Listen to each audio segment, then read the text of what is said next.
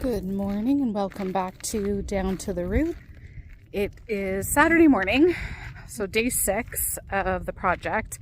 I didn't do a lot of filming because my dad was helping and I didn't want to put him on camera if he didn't want to be. So him and my youngest daughter, we tackled some projects, or not some projects, but we tackled taking down all the wallpaper, prepping the walls, priming, and doing the second coat of paint on the living room. So I'll show you guys where we're at.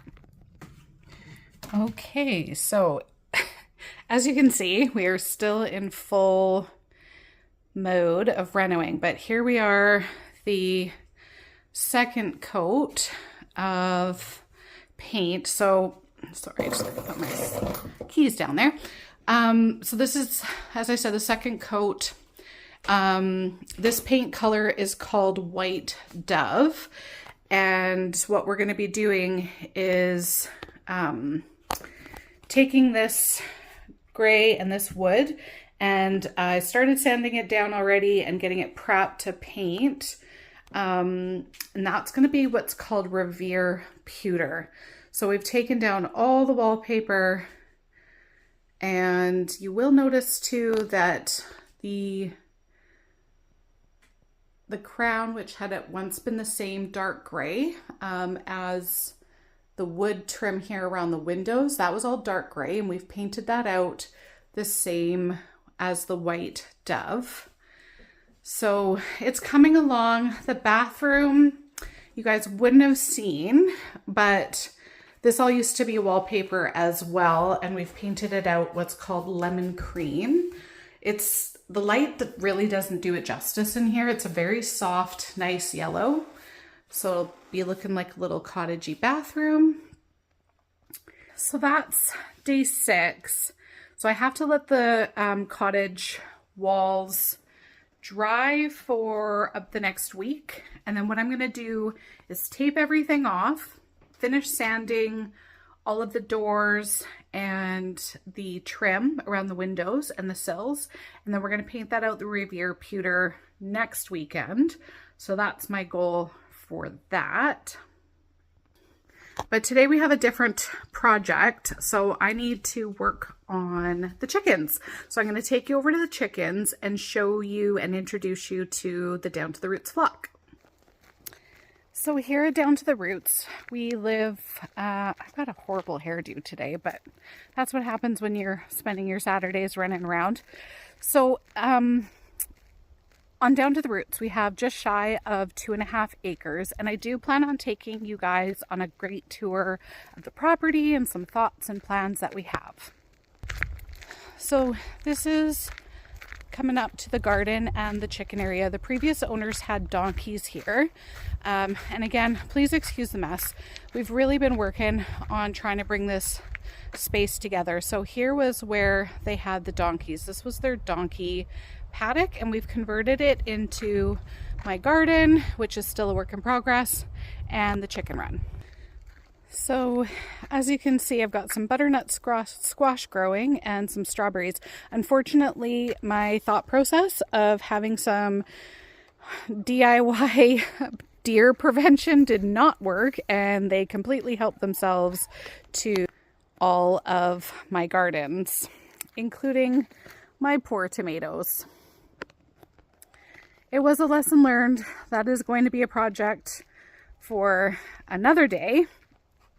However, it is what it is. And I think the great thing about homesteading is that every day you're learning something different. Every day is a new lesson.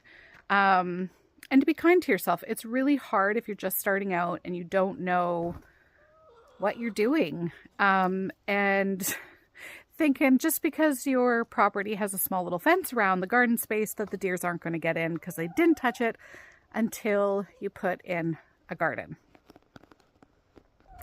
So welcome to the chicken coop.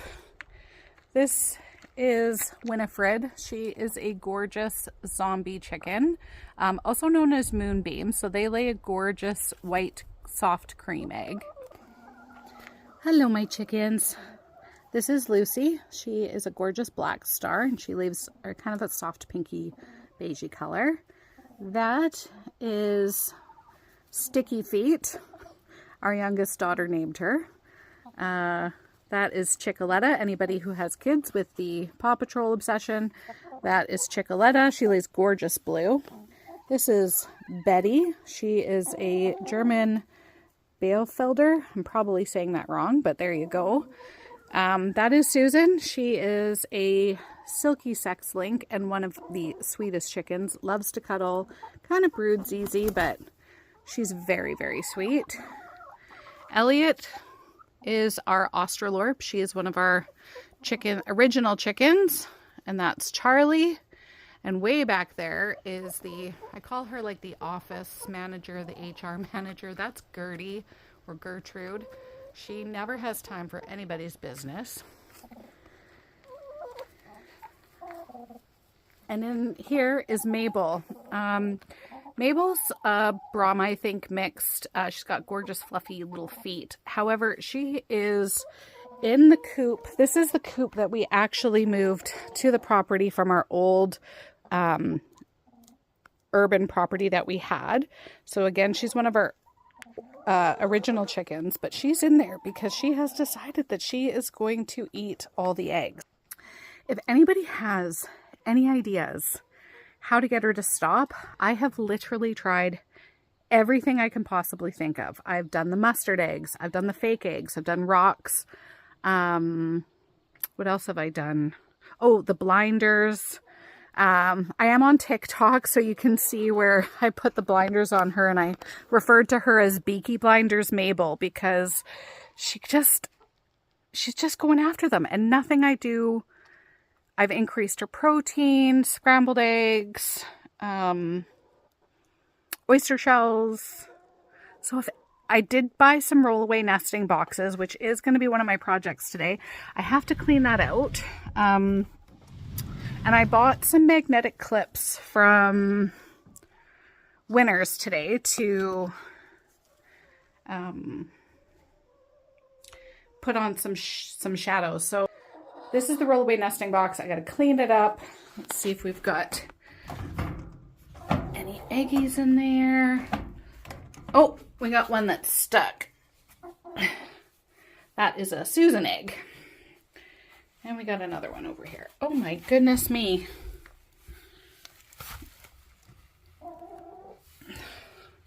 They're just laying everywhere. And that's part of the problem, that they are... Oops, I accidentally hit the pause button. That's the problem, is that they're laying them everywhere, even though they have nesting boxes. So some will lay, like Dottie, she's in there.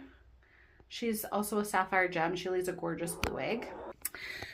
But that's the problem. They're laying them everywhere, and then Mabel will get to them. Because I do work from home, it does make it hard sometimes to get to the eggs, and so Mabel decides that she is going to help herself, and it makes it incredibly difficult.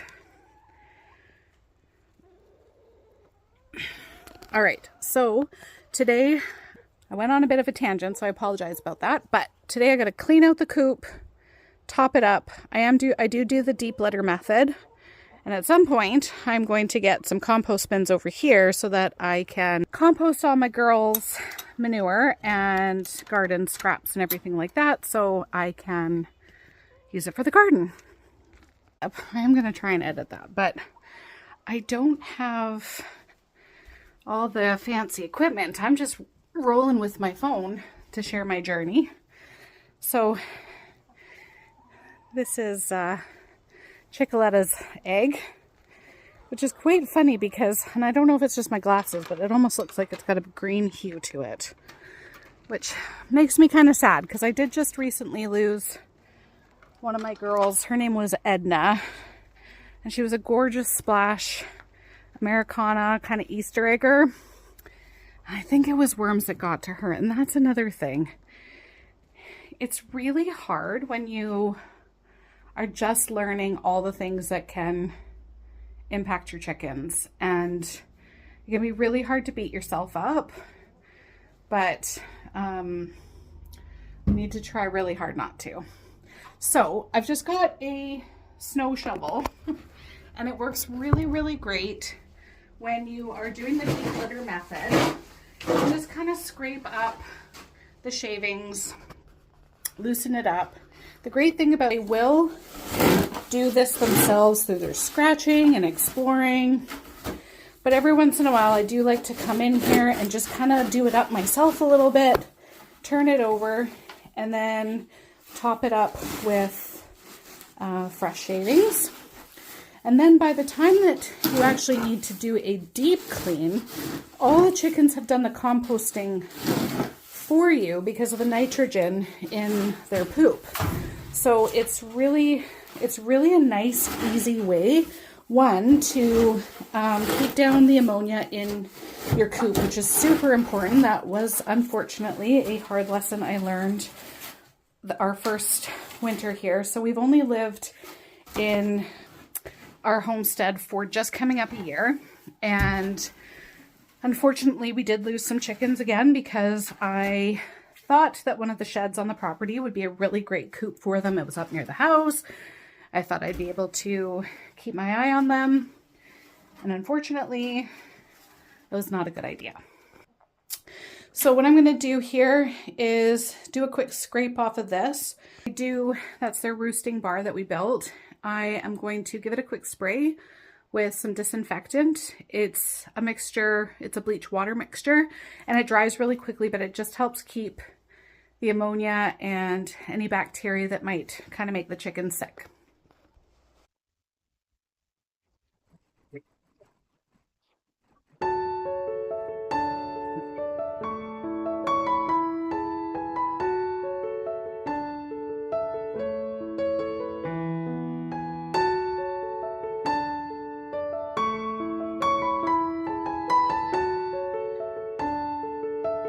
I just do a generous top layer just to sort of top it up.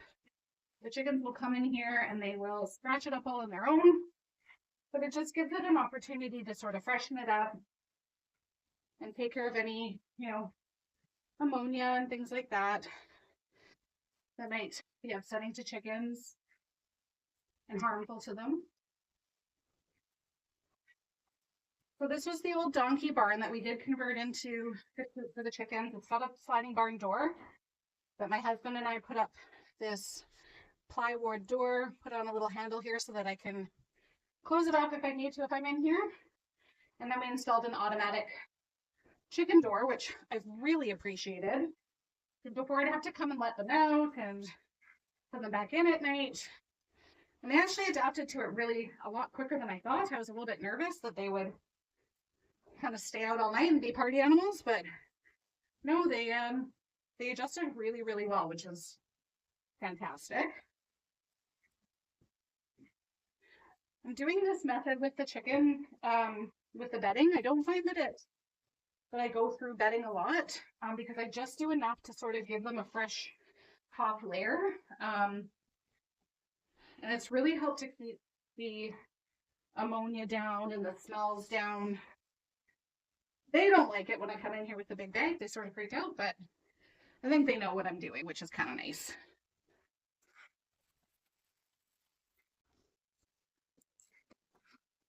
All right, so the first one clipped on good, so we're gonna give this a go. Hopefully this works. All right, hopefully, well, they definitely clip on there. Let's see if this encourages them.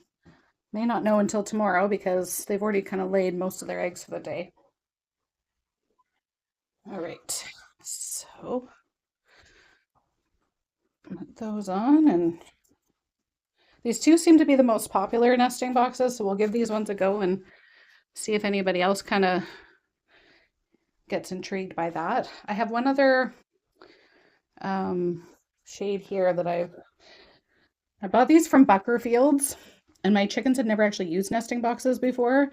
So I'm like, oh, it's not metal, it's plastic. How can I get these up there? So I just used a stick that came with one of my old, it was a clematis, and did that. So Miss Dottie, what are you doing in there, Mama? Are you laying an egg? Let's see. So Dottie is what I call my miracle chicken. She had some type of neurological thing going on. I think it was a vitamin deficiency, and I nursed her back to health. It took about 4 months, but it happened. Oh, we might be getting to lay an egg. Either that or I'm upsetting her. Oh, look, you're sitting on one. You've got Miss Winifred's. Let me get that out of your way for you. So this is the egg color that the zombie chickens lay. It's gorgeous porcelain white. Sorry about the wonky camera. So thanks for joining me and the girls today. Consider subscribing, following me along on this homesteading journey. And again, my name is Lindsay, and I look forward to seeing you again. Thanks.